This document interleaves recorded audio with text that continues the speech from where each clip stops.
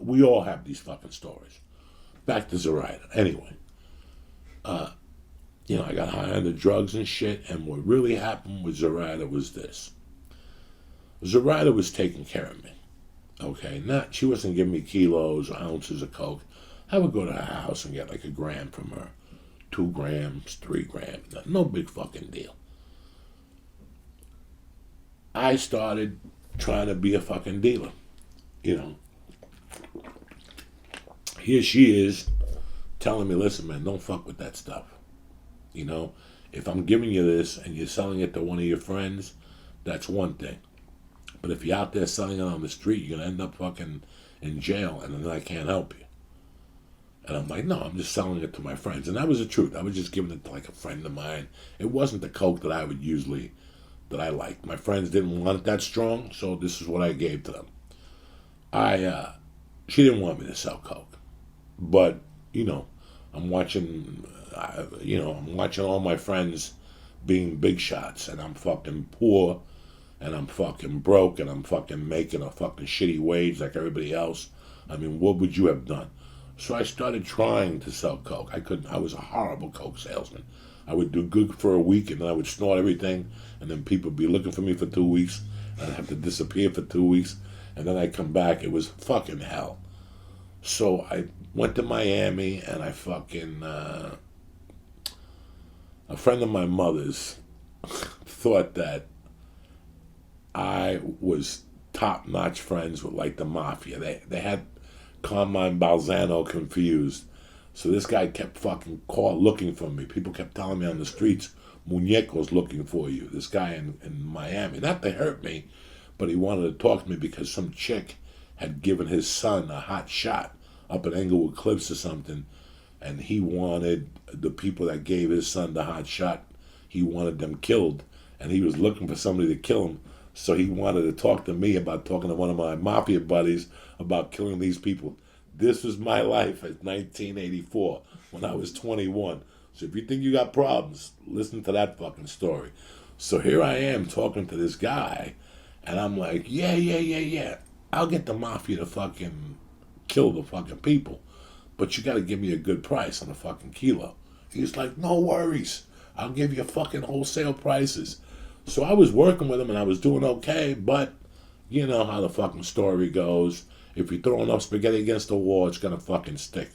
I went up to North Bergen, and one weekend, I ended up doing all the fucking coke, and I ended up spending the fucking money, and I didn't have the fucking 20,000, so I never called him back. So I thought that he was going to call Zoraida and complain to Zoraida because they were tight. They all knew each other.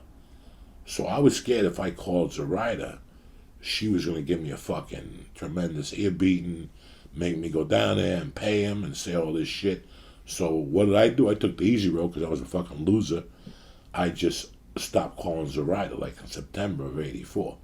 Right after I burned Muñeco, I waited about a week and I was like, I can't call Zoraida. And then I was going to places and people were telling me, some lady Z called here. Like she knew my friends' numbers and she started calling their houses looking for me. And I was like, she definitely fucking knows. Now I'm fucking dead. And then I ended up going to California. I ended up going here. I was ducking people. And I ended up going back to North Bergen. I ended up homeless. And then, in fact, I spoke to Mr. T this morning. Happy New Year, Mr. T. Mr. T was my high school teacher. And January 1st, 1985, Mr. T took me in with the plan of taking me to a detox and then for me to rehab. That's a complete different story.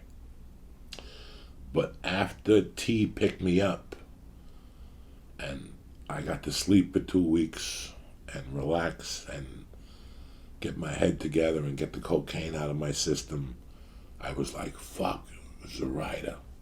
What have I fucking done, you know?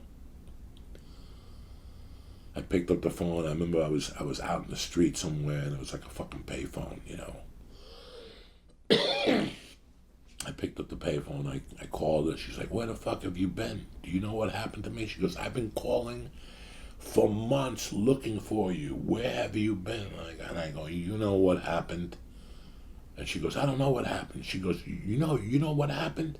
The cops raided me, and during the raid, one of the cops fucking fell on me, and he broke my fucking leg in 2 places. And they took everything I had, and they fucking seized my bank accounts.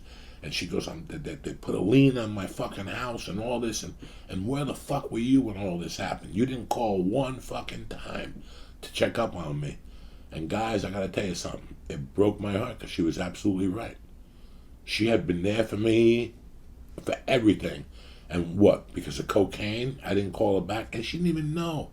The guy Muñeco never even fucking called her. She didn't mention it at all in the conversation because I said to her, I thought Muñeco called you. She goes, I haven't heard from Muñeco since fucking August or July. What the fuck are you talking about?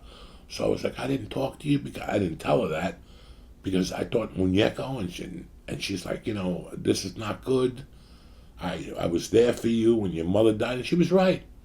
I just started bawling, and I remember just letting the phone drop out of my fucking hand, and I walked away from the fucking payphone because she was right. She had every fucking right. And let me tell you something, guys. It took me a year to fucking forgive myself. It took me a year. I felt like shit for a fucking year.